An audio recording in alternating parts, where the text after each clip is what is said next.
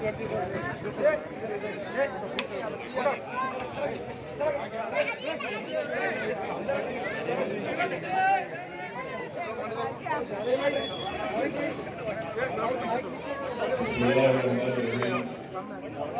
वालेकुम वरहमतुल्लाहि वबरकातुहू। बहुत से नाज़रीन इकराम, मेरे इज़्ज़तदार भाव बहनों, बुजुर्गान कौम और मिल्लत, मेरे गयूर नौजवान साथियों, मेरी जमात मजलिस इत्तेहादुल मुस्लिमीन के तमाम अराकीन और मेरे रुफ़क़ा, शहनशीन पर तशरीफ फरमा हाजी सत्तार पटेल साहब, अयूब चेयरमैन साहब, अजहर पठान साहब,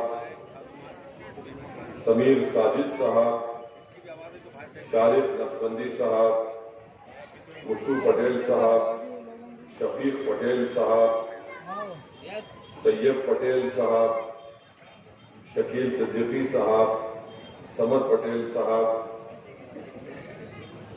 जनाब प्रभाकर पारदे साहब, कलीम पटेल साहब, जनाब विकास सिद्दीकी साहब, माजिद पठान साहब, काका साहब काटके साहब, कुणाल कराज साहब,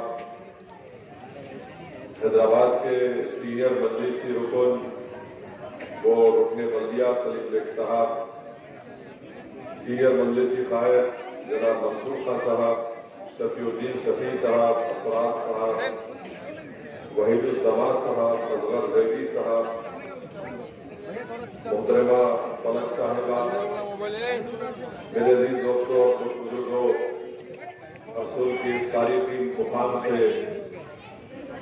मुझे मजलिस इत्तेहादुल मुस्लिमीन के इंतकादी जलसे से आप तमाम के दरमियान में खड़े होकर बोलने का मौका मुझे अल्लाह सुब्हानहू व तआला ने इनायत फरमाया। मैं सबसे पहले इस सरजमीन के उन मशहूर व मारूफ लोगों को खराज अकीदत पेश करना चाहता हूँ जो आज इस दुनिया में नहीं है। मेरी अल्लाह से दुआ है कि यासीन पटेल साहब और करीम पटेल साहब को मौलवीन को अल्लाह सुब्हानहू व तआला इनकी मग़फ़िरत करे, इनकी खबरों को कुशादा फरमाए और अल्लाह सुब्हानहू व तआला सुबह क़यामत तक जनाब यासीन पटेल और करीम पटेल मरहूम साहब की तरह यहाँ पर हजारों ऐसे लोगों को अल्लाह उनका नेमल बदल बनाकर पैदा करे ताकि वो इखलास के साथ इस सरजमीन पर बसने वाले अवाम की रहबरी, उनकी सरपरस्ती और उनकी मदद कर सके। मेरे अजीज दोस्तों और बुजुर्गों, आप जानते हैं कि मजलिस इत्तेहादुल मुस्लिमीन ने औरंगाबाद सेंट्रल से दोबारा जनाब नासिर सिद्दीकी साहब को यहां से अपना उम्मीदवार बनाकर पेश किया। आप ये भी जानते हैं कि महाराष्ट्र के इस असेंबली इंतखाबात में मजलिस इत्तेहादुल मुस्लिमीन ने 16 उम्मीदवारों को इस विधानसभा के इलेक्शन में उतारा। यकीनन ये हमारे लिए एक आसान फैसला नहीं था, खास तौर से हमारे छोटे भाई समीर साहब के लिए, उनके लिए भी बड़ा ये सख्त तकलीफदेह बात थी कि वो भी ख्वाहिशमंद थे, उससे मिले, मैंने उनको हैदराबाद आने की दावत दी और मेरी उनसे बातचीत भी हुई, मगर अल्हम्दुलिल्लाह उन्होंने मजलिस इत्तेहादुल मुस्लिमीन के एक पाबंद डिसिप्लिन सिपाही की तरह बड़े कुशादा दिल के साथ जनाब नासिर सिद्दीकी साहब को मजलिस में उम्मीदवार बनाया, उसको कबूल किया और मुझे यकीन है कि इंशाअल्लाह ताला आइंदा जरूर अल्लाह जनाब समीर साहब को एक मौका देगा ताकि वो अवाम की अच्छी तरीके से खिदमत कर सके। मैं उनका भी शुक्रिया अदा करूंगा कि समीर साहब ने जो मोहब्बत का मुजाहरा किया और साथ ही साथ उन्होंने ये भी बता दिया आप लोगों को कि मजलिस के जो मुखालिफीन है वो दरअसल मजलिस के मुखालिफीन से ज्यादा वो औरंगाबाद के दुश्मन हैं। वो ये नहीं देख सकते कि बरसों के बाद यहाँ पर एक सियासी इतिहाद के मुजाहरे किए जा रहे हैं। इसीलिए उनको ये लगता है कि जब तक मजलिस औरंगाबाद से ताकतवर रहेगी, इन तमाम मुखालिफिन की इनफरादी दुकान नहीं चमकेगी। मगर मैं समीर साहब का शुक्रिया अदा करता हूँ कि अल्लाह सुब्हानहू व तआला ने उनको इन तमाम मुखालिफिन, मुनाफिकीन और ये जो इबलीस के एजेंट बनकर हमारे इस तारीखी शहर के गली कूचों में फिरते हैं कि किसी न किसी तरह हमारे इस इत्तेहाद के किले को कमजोर कर दिया जाए। मैं ये बात जरूरी समझता हूँ कहता कि लातूर से भी मोहम्मद अली हमारे जमात के सदर ख्वाहिशमंद थे, अमरावती से हमारे सदर साहब किसी एक उम्मीदवार को लाए थे, वो काबिल भी थे, मगर मजलिस ने एक फैसला लिया और हमने सिर्फ 16 उम्मीदवार महाराष्ट्र के असेंबली इंतखाबात में खड़ा किए।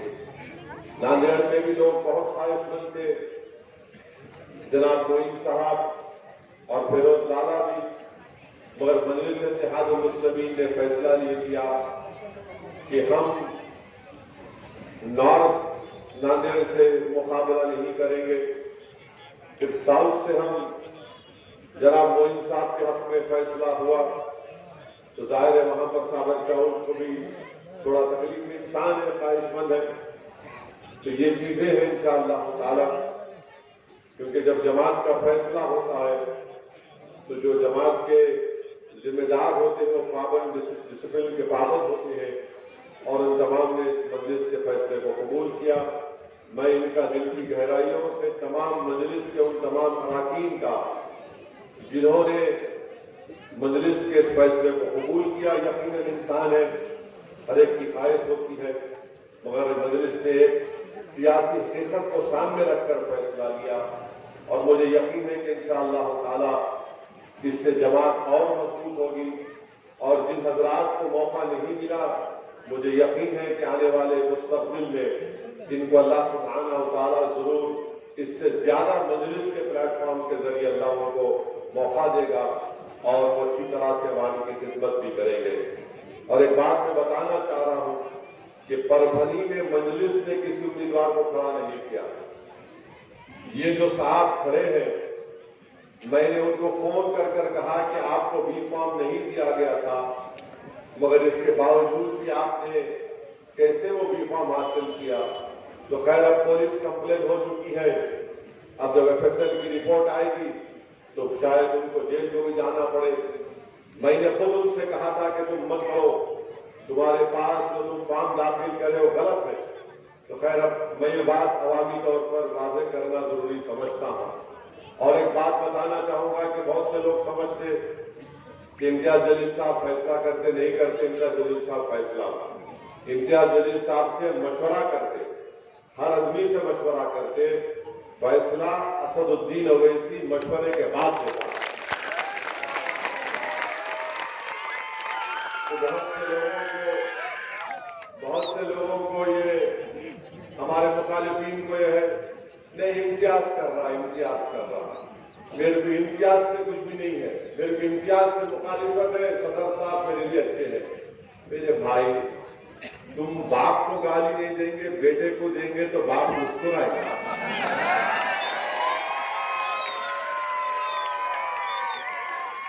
आप किसी एक ताकतवर खूबसूरत घर आपने तामीर किया मजलिस का यहां पर औरंगाबाद, बड़ी शानदार इमारत आपने खड़ा की। इसमें हमारे बुजुर्गों की, नौजवानों की, मां और बहनों की कुर्बानियां हैं। अब जब हमारी इमारत मजबूत होते जा रही तो इस इमारत पर आकर कोई पत्थर फेंक रहा, नहीं मेरे को सदर साहब से कुछ नहीं, इमारत पर पत्थर फेंक रहा हूं मैं, ये कैसे हो सकता है?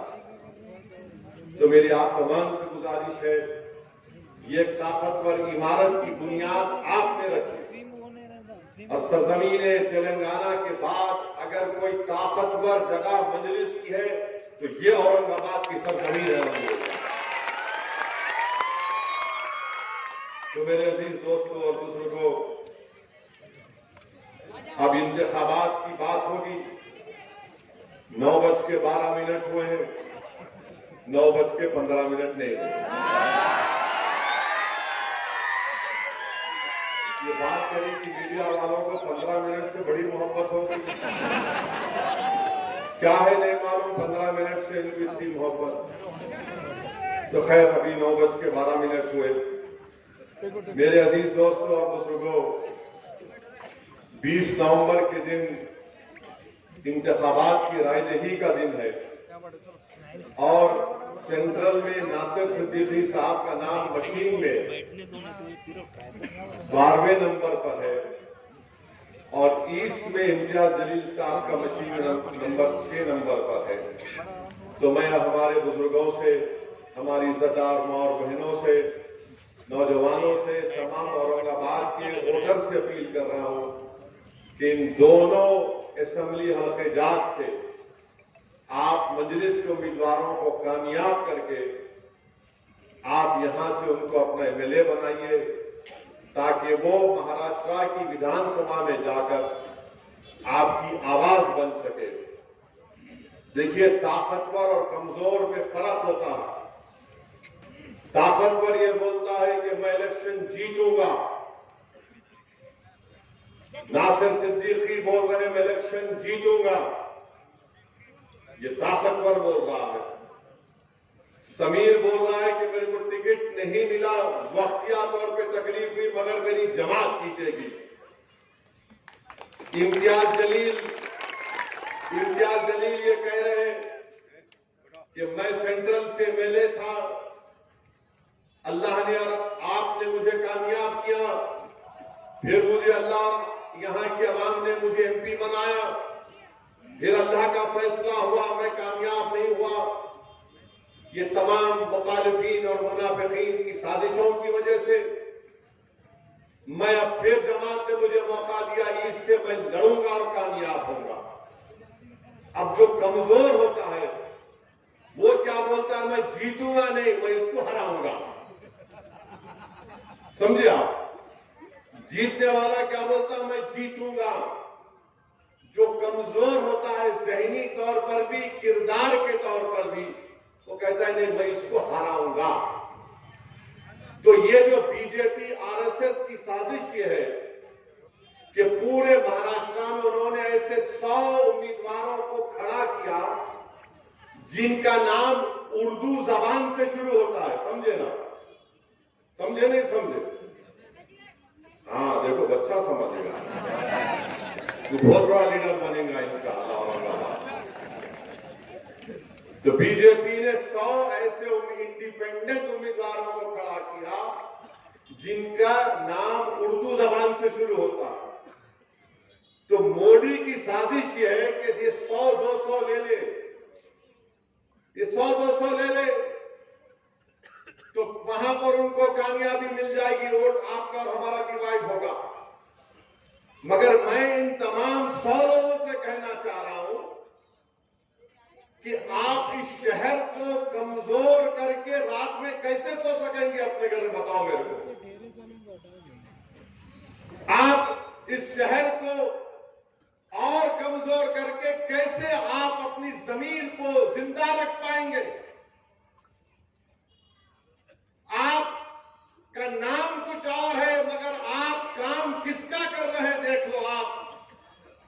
आप जीतने के लिए नहीं लड़ रहे हैं क्योंकि आप कमजोर हैं, आप हराने के लिए लड़ रहे हैं। आपकी पूरी सोच यह है कि मोदी जीते, मजलिस ना जीते, कोई भी जीते मगर मजलिस ना जीते। मैं इन लोगों से कहना चाह रहा हूं, ये शहर सबका है, तुम अपना जमीर को कैसे जिंदा रखोगे, तुमको रात में नींद कैसे आएगी अगर तुम ये जो काम करने जा रहे हो। तो मेरी आप तमाम से अपील है कि ये जो कमजोर लोग खड़े हैं इनको एक वोट भी मत दीजिए। देखिए, मैं आपको याद दिला रहा हूं कि 20 साल के बाद Imtiaz Jaleel member of parliament बनकर दिल्ली की पार्लियामेंट में गया तो महाराष्ट्र की सियासत में एक हलचल आई, एक जलजला आया। मगर जब 2024 का चुनाव आया तो सब मिलकर इम्तियाज जलील को हराने में लग गए। मेरी आपसे गुजारिश है, कैसा होने क्या नहीं जीतता ही नहीं, कंफ्यूजन पैदा कर दिए, लोगों के दिलों में जाकर एक खुला पैदा कर दिए, कैलकुलेशन है, ये है वो है। अभी भी ये लोग क्या करेंगे, जैसा 20 तारीख को पोलिंग है, ये 15 तारीख से ये इब्लीस की औलाद आकर बोलेगी, ये इब्लीस की औलाद आकर बोलेगी, अरे कैसा जीतते जी, कैसा जीतते, फिर और एक उन्हें बीमारी लेके आते, इन गवर्नमेंट बनाते क्या इन सरकार को नहीं बनाते, उनको बनाते, उनको तो भी वोट दिए तो फायदा होता। मैं इन तमाम लोगों से कहना चाह रहा हूं, तुम्हारी हर बात का वैक्सीनेशन मेरे पास है। तुम जो वायरस पैदा करना चाहते हो ना 15 तारीख से, उसका इंजेक्शन मैं अभी से देके जा रहा हूं यहां पे। और वो इंजेक्शन ये है कि इत्तेहाद और इत्तेफाक, जब आप में इत्तेहाद और इत्तेफाक मजबूत होगा तो ये जो लोग 15 तारीख से शुरू कर देंगे वायरस फैलाना, इन्हों जीतते क्या, इन्हों सरकार बनाते क्या। अरे जालिमों, तुम जिसके नाम पर जो जो सौदे करे हो मैं जानता हूं, तुम्हारी एक एक चीज को अगर बयान कर दूंगा ना तो तुम्हारा इस शहर में रहना मुश्किल हो जाएगा। मगर मैं अदब के दायरे में रहकर कह रहा हूं कि तुम 15 तारीख से जो काम करना चाहते, मैं तुमको पूछ रहा हूं, ये 5 साल में पहले मुख्यमंत्री कौन बने? उद्धव ठाकरे बने, शरद पवार उनके साथ, कांग्रेस उनके पास, गवर्नमेंट गिरी, शिंदे बने, फडणवीस बने, अजित पवार बने। अब बताओ तुम क्या कर रहे थे? अब 15 तारीख से शुरू करेंगे ये वायरस फैलाना, कोविड के जैसा फैलाएंगे। तो सरकार बनाते क्या? इनका जवाब यही है, जवाब के पास आपका इत्तेहाद और इत्तेफाक मजबूत रहेगा। यही इस वायरस का जवाब है। ये जो यही खड़े हैं कि इनको जीतने का मतलब मकसद नहीं है, नासिर ना जीते, इम्तियाज ना जीते, कोई नहीं जीतना, इनको हराना और अपनी दुकान को चमकाना, क्योंकि ये मजलिस को बर्दाश्त नहीं करते, क्योंकि ये आपका इत्तेहाद है, ये आपकी शनाख्त है, ये आपकी ताकत है कि बरसों के बाद आपने अपनी वोट की अहमियत को समझा, आपने सियासी शऊर बेदार हुआ। ये बात को पसंद नहीं करते कि एक शख्स रसूलुल्लाह सल्लल्लाहु अलैहि वसल्लम के सामने बकवास बकने की कोशिश किया। हम बार बार बोलते उन्हें गुस्ताखी किया। नहीं मेरे भाई, अगर कोई आसमान की तरफ देखकर थूकेगा तो थूकने वाले के चेहरे पर गिरता है, आसमान पर नहीं गिरता। अगर कोई बोलेगा कि मैं चांद को पत्थर मार के तोड़ दूंगा, तो चांद पर नहीं जाता पत्थर, वापिस उसके पास आके गिरता। मगर दुनिया ये समझ रही थी कि सिर्फ बयान देकर खामोश हो जाएंगे, मगर एक मजलिस का एक सिपाही है और रहेगा जिसने दुनिया को बता दिया कि जालिमों ने, मुनाफिकीन ने तमाम मिलकर मुझे औरंगाबाद की पार्लियामेंट की सीट से जीतने नहीं दिए। मगर मैं एमपी नहीं था, मगर मैंने अपने आका की गुलामी का सबूत इस बात पर दिया कि मैं एमपी रहूं या ना रहूं, मेरे जीने का मकसद यह है कि किसी भी मजहबी रहनुमा के ऊपर कोई बकवास नहीं कर सकता। इम्तियाज जलील ने ऐलान किया कि बंबई में जुलूस तक जाएंगे, गाड़ियों की जुलूस पे जाएंगे। तो ये वायरस फैलाने वाले बोल दिए, क्या होगा, इसको पुलिस रोक लेती। ऐसा ही ड्रामा कर रहा है इन्हें। ये वायरस फैलाने वाले हिंदुस्तान की बड़ी बड़ी शख्सियतों के पास पहुंच गए। अरे साहब, असदुद्दीन साहब को समझाइए। तो खैर वो लोग मेरे को ही बता, मैंने कहा हज़रत इम्तियाज जलील खाली मशवरा देते, फैसला मेरा है, एक बार फैसला हो गया तो वापिस नहीं लिया जा सकता। फिर वो लोग मेरे को कांटेक्ट किए, अजी साहब दंगा हो जाएगा। मेरा आप दंगा होगा? कैसे दंगा होगा बताओ? नहीं दंगा हो सकता, मैं कह रहा हूं नहीं होगा। अरे आपको क्या है, आप हैदराबाद में बैठे।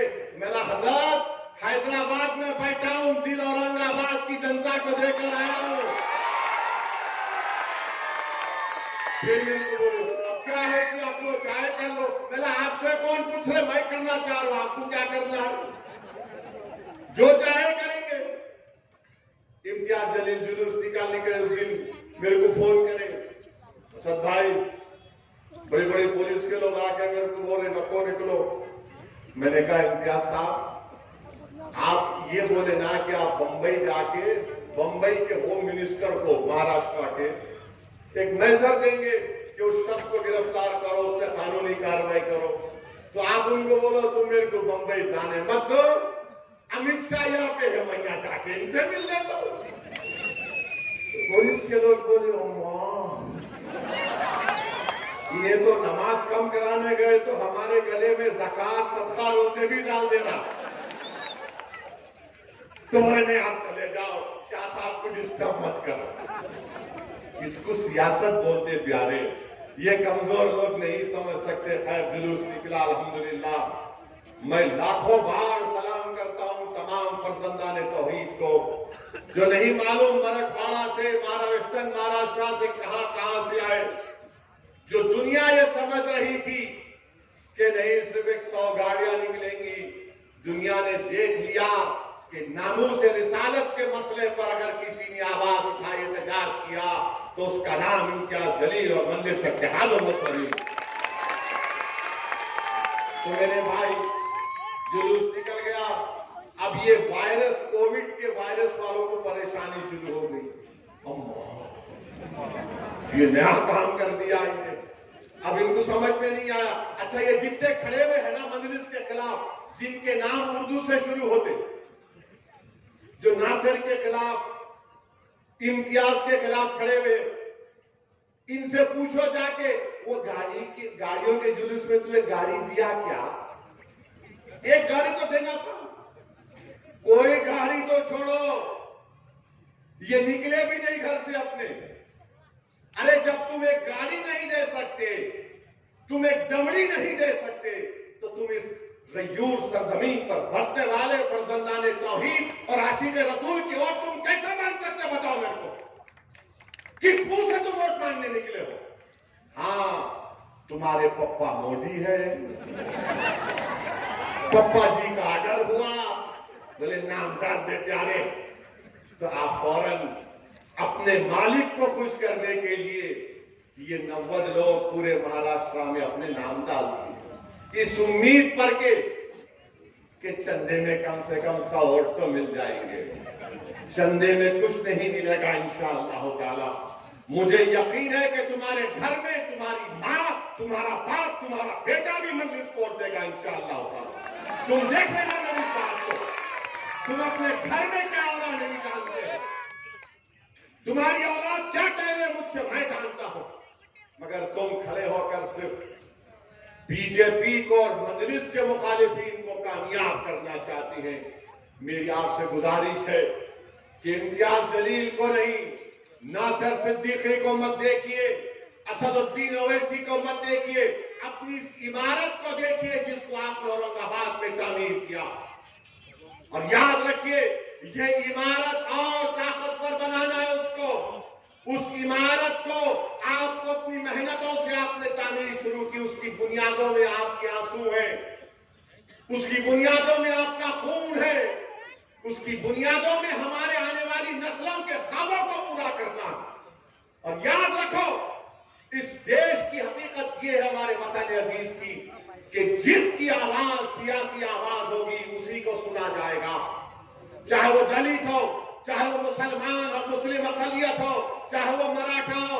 अगर आपका नेता होगा तो आपकी आवाज सुनी जाएगी।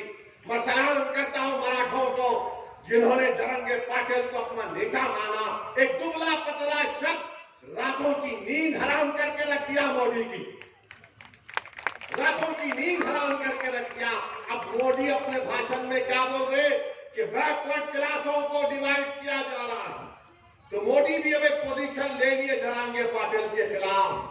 नरेंद्र मोदी इंशाअल्लाह ताला आप जरंगे पाटिल को नहीं हराएंगे, जरंगे पाटिल तुम्हारे को हराएगा इंशाअल्लाह ताला। मेरे अजीज दोस्तों और बुजुर्गों, अब यहां बीजेपी का रिकॉर्ड महाराष्ट्र में आप देख लीजिए,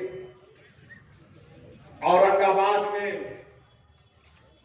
पर कैपिटा महाराष्ट्र में इनकम कितना है? जो औरंगाबाद जिले का जो पर कैपिटा इनकम है वो रियासत के पर कैपिटा इनकम से कम है। आप देख लीजिए कि महाराष्ट्र में बेरोजगारी का तनासुब यानी परसेंटेज 3.3% है। महाराष्ट्र के शहरों में बेरोजगारी 5% है। देही इलाकों में, गांव में 4% बेरोजगारी है। बल्कि ILO का एक सर्वे कहता है कि महाराष्ट्र में 15% बेरोजगारी है। और फिर आप देखते हैं कि इस शहर से कितनी नाइंसाफी उद्धव ठाकरे ने भी और शिंदे और मोदी ने की। उन्होंने ऐलान किया था कि 2023 में एक टेक्सटाइल पार्क बनाया जाएगा यहां पर, मगर टेक्सटाइल पार्क को लेकर चले गए अमरावती। महाराष्ट्र एक जमाने में इंडस्ट्रियल स्टेट था। यहां के तमाम इंडस्ट्रीज गुजरात को चले जा रहे हैं। क्या शिंदे, क्या फडणवीस, क्या उद्धव ठाकरे आपको दिख नहीं रहा है कि एक टाटा एयरबस, वेदांता फॉक्सकॉन, ये दोनों को मिलाए तो 1,80,000 करोड़ के बराबर प्रोजेक्ट थे। गुजरात को चले गए क्योंकि मोदी जी बोले मैं भाषण दूंगा महाराष्ट्र में आकर, हिंदू मुसलमान का झगड़ा खड़ा करूंगा, वोट हासिल कर लूंगा, मगर मैं पैसा गुजरात को लेकर जाऊंगा। फिर आप महाराष्ट्र की इकोनॉमी देख लीजिए, 2014-19 में 6% ग्रोथ थी, 2019 और 24 में सिर्फ 4.5%। इस साल इकोनॉमी सिर्फ 5.6, मगर आप इन्फ्लेशन को अगर आप ले लिए तो 0.4% बढ़ा। आज भारत के प्रधानमंत्री जनाब नरेंद्र मोदी बड़ा भाषण दिए, उस पर भी आतंक उस पे। महाराष्ट्र में 2023 में 2,850 किसानों ने खुदकशी कर ली। मैं नरेंद्र मोदी से, अमित शाह से, शिंदे से, फडणवीस से कह रहा हूं, तुम एक खुदकशी करने वाले किसान के घर को क्यों नहीं गए? तुम बड़े बड़े भाषण देते हो, लंबी लंबी झूठ बोलते हो। महाराष्ट्र में 2023 में 2,850 किसानों ने खुदकशी कर ली। खुद इस डिवीजन में इस साल 2024 के 6 महीने में 430 किसानों ने खुदकशी कर ली।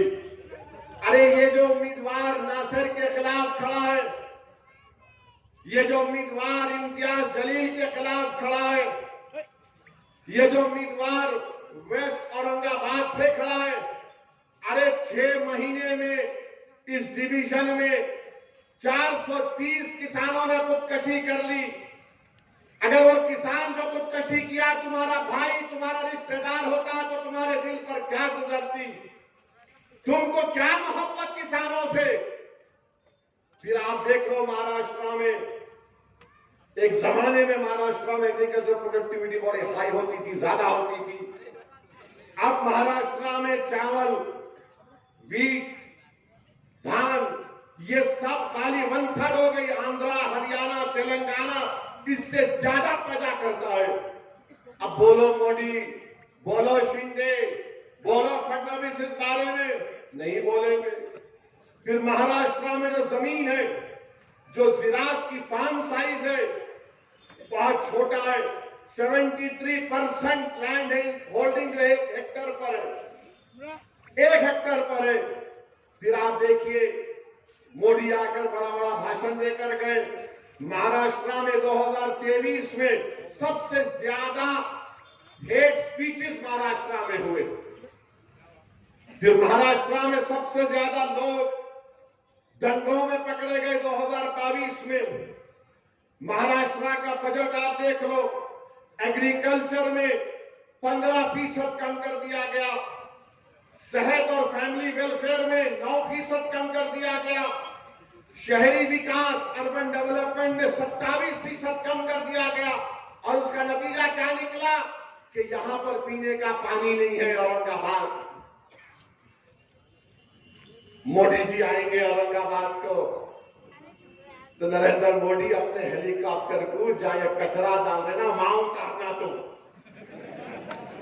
तो वहां अपने हेलीकॉप्टर को उतार के बगैर नाक को हाथ लगाए, मोदी जी आप आना यहां पे। यहां बैठे तो वो आ रही है और बोल रहे हम सब चीज कर दिए, हम आसमान से तारे तोड़ के लाए, कुछ नहीं हुआ। फिर आप देखिए, SC, ST, OBC माइनॉरिटी के बजट को कम कर दिया गया। और आपको मालूम, हर साल महाराष्ट्र में करीब 60,000 करोड़ रुपए खाली इंटरेस्ट पर जो पैसा दिया जाता है वो महाराष्ट्र की सरकार देती है। जो कर्जा लिया गया, करीब 60,000 करोड़ सालाना दिए जाते हैं। अच्छा, ये शिंदे बोल रहे मैं लाडली बहना दिया, अच्छा किए, जेब से दिए। घर का पैसा है तुम्हारे, पब्लिक का पैसा है। जिसको मिला बहुत अच्छा है, जिसको मिला मिलके भी आप किसको बटन दबाएंगे? हमारी मां और बहनें भी ऊपर बैठी हुई है। अगर आपको मिले 1500 रुपये तो बोला थैंक यू, बट भी रोड पर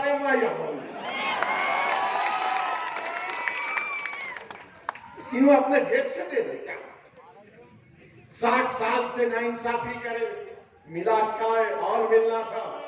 अच्छा, आप ये मैं सुना के बाद लोग बांट रहे भी मिठाई, तो आना चल, ये पद यात्रा में चल। अच्छा, कोई टून भी है तो बोले तो आके बैठ मेरे जलसे में, तेरे कितने पैसे लो, मिठाई खाओ। इनका ने वोट आया मोदी के पास से, मिठाई खाओ बोल रहा मैं।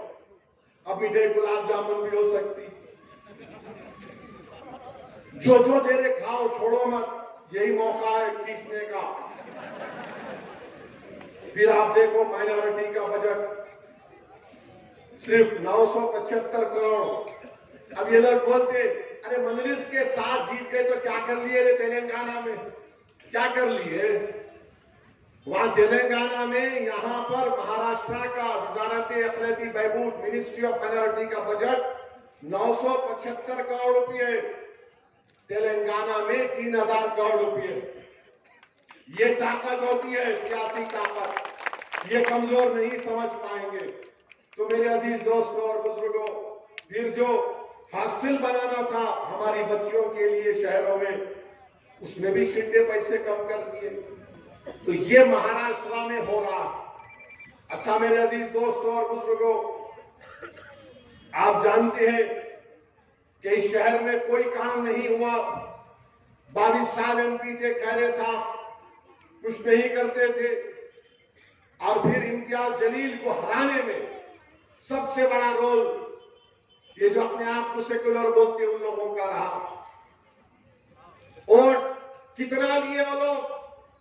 ये वायरस फैलाने वाले आए थे उस वक्त भी, अरे इन्हें एक जीता तो क्या होता। मेरे भाई, मैं आपको बताना चाह रहा हूं कि अगर आज इम्तियाज जलील मेरे साथ भारत की पार्लियामेंट में होता तो वक्फ बिल को पास करने में मोदी को बड़ी मुश्किल पेश आती। अगर अख्तर उल ईमान कामयाब हो जाते किशनगंज से तो वक्फ बिल लाया नहीं जाता था पार्लियामेंट में। मैं आपसे हाथ जोड़ के अपील कर रहा हूं कि मुझे आपने अकेला कर दिया भारत की लोकसभा में, मगर खुदा के लिए महाराष्ट्र की विधानसभा में आपको नासिर सिद्दीकी को और इम्तियाज जलील को यहां से कामयाब करके भिजाना। ठीक है, मैं अकेला पहले भी था, अल्लाह ने मेरी मदद की और आज भी अल्लाह इंशाअल्लाह आपकी दुआओं के तो फैल मदद करता रहेगा। मगर मेरे भाई, जमात की आवाज, आपके शहर की आवाज कौन हो सकता मेरे को बताओ? जो कचरे का ढेर लगा दिया रसूल में, जो पीने के पानी के लिए वो लोगों को तरसाते हैं, जो हम महले जात में गंदगी को फैला दिया गया। इम्तियाज जलील कोर्ट को गया, दवाखानों में भर्ती करने के लिए कामयाब हुआ। इम्तियाज जलील औरंगाबाद के गरीबों के पीएमएवाई के घरों के लिए कोर्ट को गया। क्या मुसलमानों के लिए क्या? नहीं, औरंगाबाद के गरीबों के लिए इम्तियाज जलील गया। ये लोग आपके सामने कुछ नहीं करेंगे। फिर मेरे अजीज दोस्तों और बुजुर्गों, 20 साल के बाद एक एमपी जीत कर आया। इन तमाम कमजोरों ने मिलकर इम्तियाज जलील को शिकस्त दी। इनका एक ही मकसद है, नासिर नहीं जीतना, इम्तियाज नहीं जीतना, कोई और जीत जाए। मेरे भाई याद रखो, महाराष्ट्र की विधानसभा में आपकी आवाज नासिर सिद्दीकी हो सकता है, कोई और नहीं हो सकता है।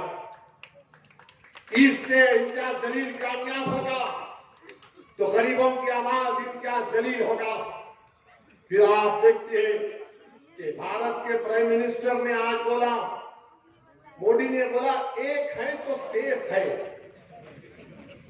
एक है तो सेफ है। ये मीडिया वाले मेरे पीछे आ गए दोपहर में, फिर वहां देखो जिनके सर पे कम बाल है, मगर अपने भाई है। I love you. मैं पूरों से माफ करता हूं। तो उन्होंने बोले, अरे बोलना भाई, वो बोले। मैं बोला शाम में इस उम्मीद पर बोल रहा हूं कि बाद में नाम खलिया आप खिलाएंगे मेरे को। मोदी बोले एक है तो सेफ है। अब इसका जवाब क्या है मजलिस की तरफ से, असदुद्दीन ओवैसी की तरफ से? मोदी जी सुनो, अनेक है तो अखंड है। मोदी क्या बोल रहे? एक है तो सेफ है। मजलिस क्या बोल रही? मोदी अनेक है तो अखंड है।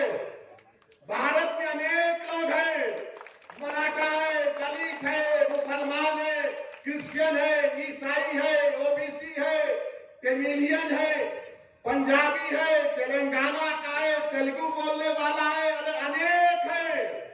तो भारत अखंड है। मोदी क्या बोल रहे? एक हो जाओ। कैसा होंगे बाबा? कोई अपने कल्चर को छोड़ेगा, कोई अपनी गुजराती तहजीब को छोड़ेगा, तो मोदी चाहते क्या है कि सब भारत की डाइवर्सिटी खत्म हो जाए। ये एक का मतलब ये है। मजलिस क्या बोली? हम अनेक है तो अखंड है।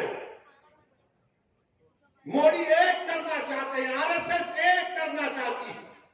और मैं मोदी को जवाब दे रहा हूं, इंसाफ है तो इंडिया सेफ है, इंसाफ है तो इंडिया सेफ है, संविधान है तो सम्मान है, अंबेडकर जिंदा है तो गोडसे मुर्दा है। और फिर मोदी बोले एक है तो सेफ है। जितने छत्रपति शिवाजी महाराज को सच्चे मानने वाले हैं तो मोहब्बत है, तो मोहब्बत है। और मोदी बोल रहे एक है तो सेफ है। तो मोदी क्या कर रहे महाराष्ट्र के चुनाव में? मोदी एक काम कर रहे कि मराठा वर्सेस ओबीसी कर रहे हैं। मोदी क्या करना चाहते हैं? मैं हमारे ओबीसी भाइयों को बोल रहा हूं कि इसकी साजिश से मत आओ आप। ये एक की बात कर रहा है, हम अनेक की बात कर रहे हैं। ये लड़ाना चाहते हैं, एक के नाम पर सबको लड़ाना चाहते हैं। आप इनकी साजिशों में बताओ। अच्छा मोदी जी ये तो बताओ, एक है तो सेफ है, तो आपने क्यों कहा था 2024 के पार्लियामेंट इलेक्शन में राजस्थान में आपने हिंदू बहनों से कहा था कि आपका मंगलसूत्र निकाल कर मुस्लिम औरतों को दे दिया जाएगा, और आप आज महाराष्ट्र में आके बोल रहे एक है तो सेफ है। फिर मोदी ने कहा आपकी भैंस को लेकर मुसलमानों को भैंस दे दिया जाएगा। मोदी ने कहा था कपड़े देखकर पहचानो, अगर एक है तो सेफ है। तो बताओ मोदी, आपके घर से चंद मिनट के फासले पर दिल्ली की सड़कों पर किसका खून बह रहा था, किसको बेघर कर दिया गया था, इसका बात नहीं करेंगे। और फिर मोदी बोलते हैं एक है तो सेफ है। मोदी जी, वो इतने 4 साल से चीन जो कब्जा करके बैठा हुआ है, तो कल से भाजपा वाले बोलेंगे वैसी क्या बोल रहा, डेप्सांग डेप्चाक पोंगसांग सू में चीन पीछे हट गया, चीन पीछे हट गया। अब वहां पे बर्फ है, 25 पेट्रोलिंग पॉइंट कम नहीं जा सकते। मैंने नहीं कहा, लद्दाख की एसपी ने कहा, मोहतरमा ने कहा। तुमने डेप्सांग में बफर जोन बना दिए, क्यों बनाए तुम बफर जोन? किसी के बाप की जमीन नहीं, भारत की जमीन है वो। तुमने डेप्सांग लद्दाख का नाम लेकर तुमने चाइना को अरुणाचल प्रदेश में यांगजी ने वहां पर पेट्रोलिंग राइट्स दे दिए। कहां अरुणाचल, कहां लद्दाख?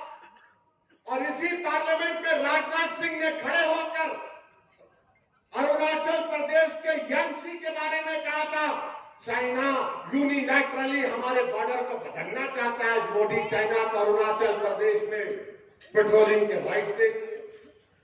और फिर मोदी क्या समझते कि जो मेरे को मान लिया उन्हें देशभक्त है, जो नहीं माना उन्हें देशभक्त नहीं है। मैं आपको नहीं मानता मोदी जी, क्या करेंगे आप?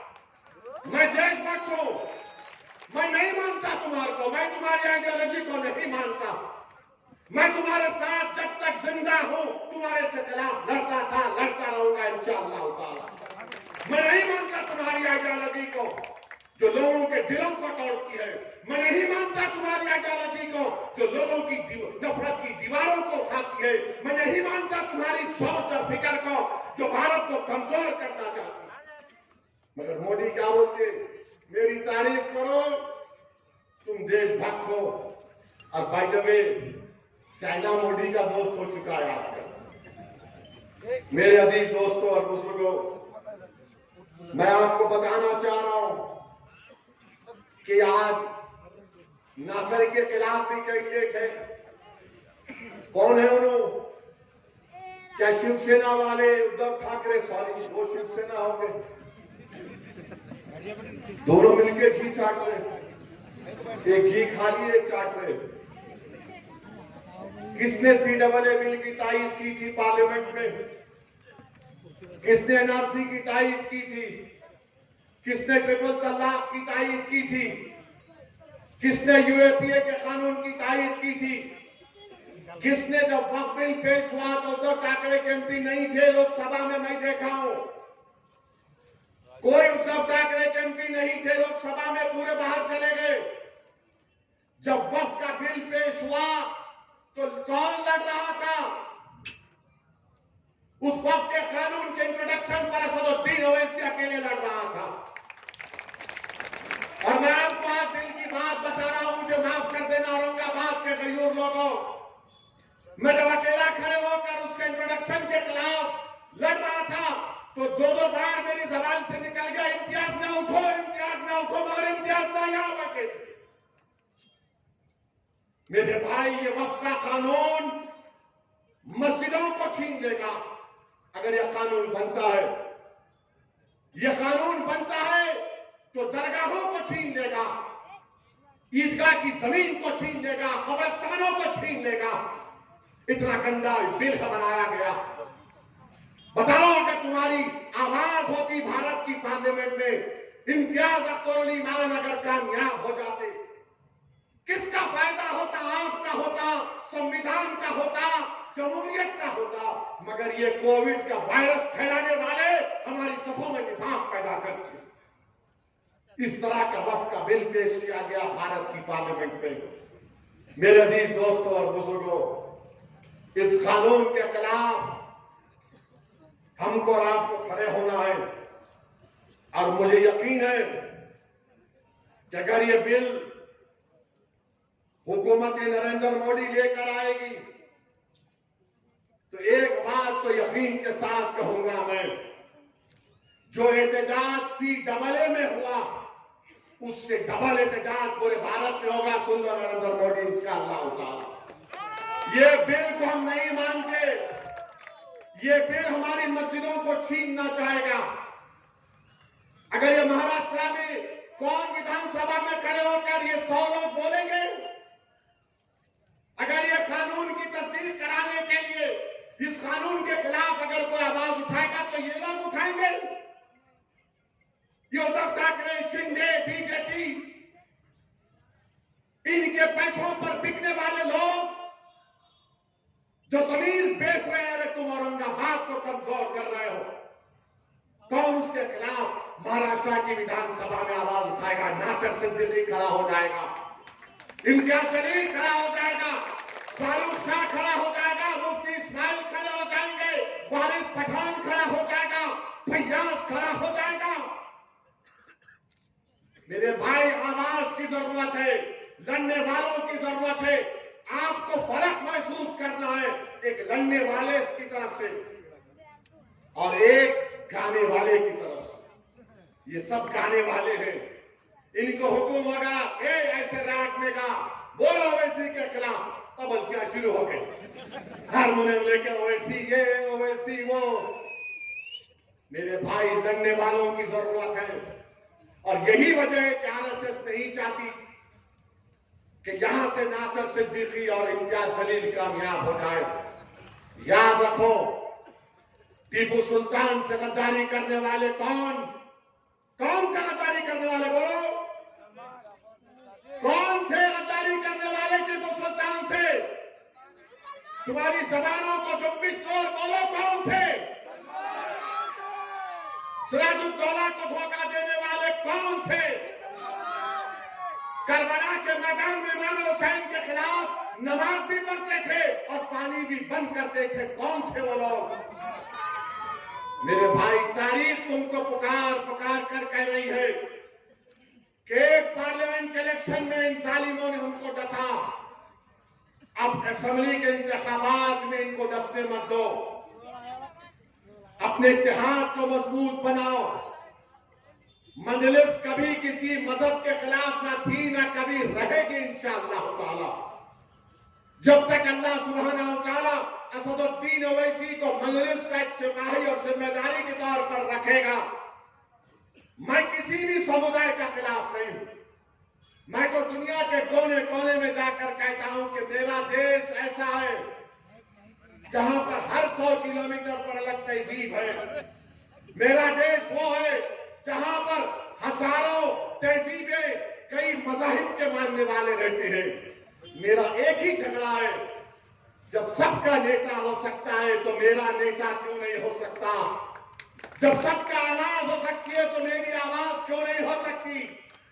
जब सब समुदाय अपने अपने लोगों को अलग करते हैं तो मैं अपनी पार्टी के नुमाइंदों को क्यों अलग नहीं कर सकता? मेरा झगड़ा एक ही है और मैं आपसे अपील करने आया हूं कि वक्त बिल आपके सामने है। आपने देख लिया कि एक शिंदे की पार्टी में एक शख्स है जिसने कहा कि मस्जिद में घुस के हम मारेंगे। मेरे भाई, बताओ, आप कोई लड़ने वाला ही नहीं है।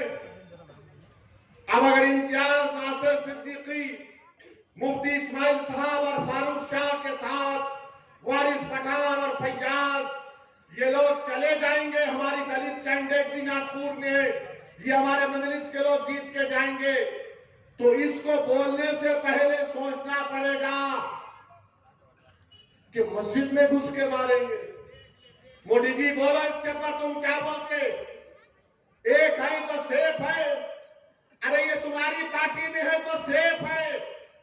तुम्हारी पार्टी का सत्ता महाराष्ट्र में नहीं होगी तो तुम्हारे तमाम के तमाम लोग जो नफरत फैला रहे ये अनसेफ हो जाएंगे कानून के एतबार से।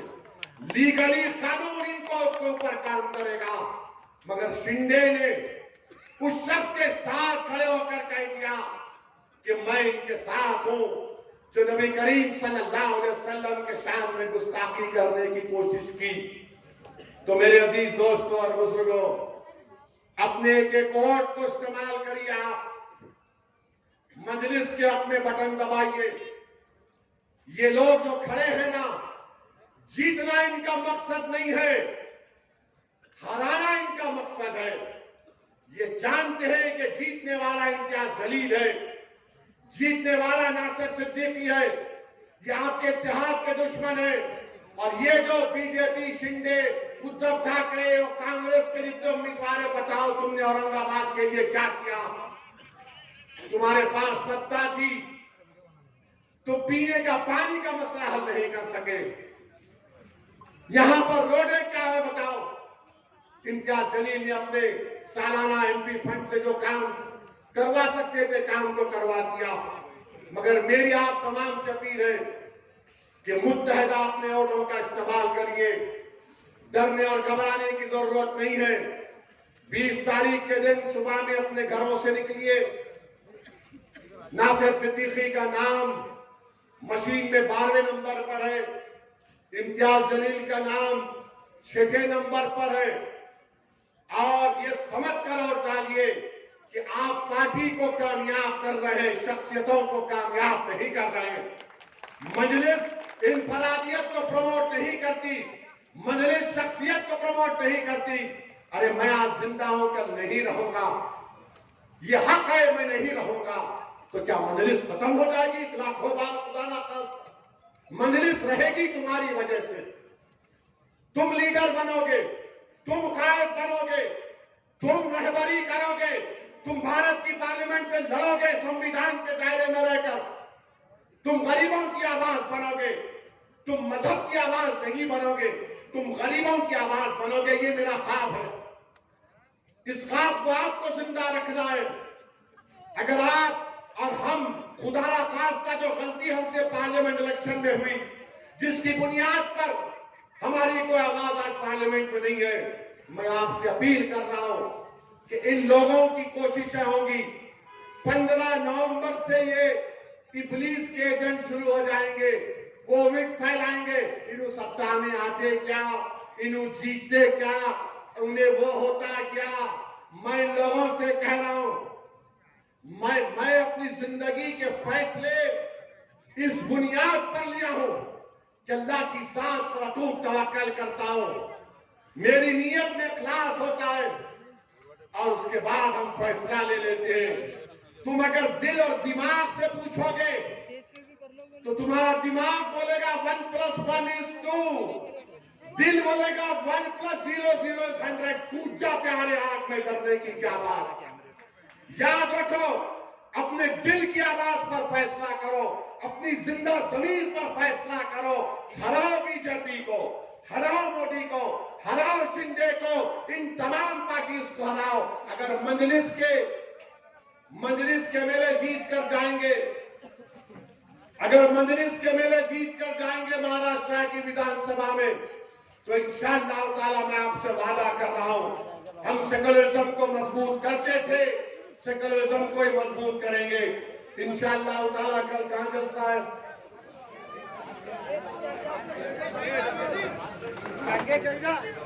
कल गंजे शहीदा में है।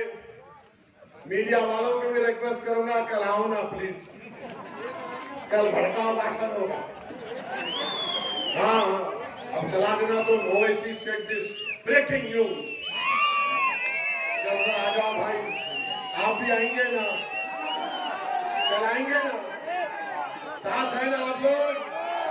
तो 20 तारीख को आसमानों पे क्या दिखेगा? ऐसा दिखेगा, ऐसा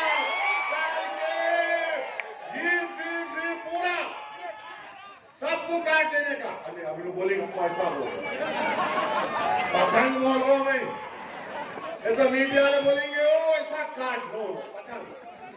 पतंग का निशान है तो आपसे अपील है कि 20 तारीख को आपके इलाकों में सिर्फ आसमानों पर क्या नजर आएगा? क्या नजर आएगा? पठानकोट देंगे आप। अल्हम्दुलिल्लाह, इंशाअल्लाह कल मुलाकात होगी गंजे शहीदा में। अस्सलाम वालेकुम।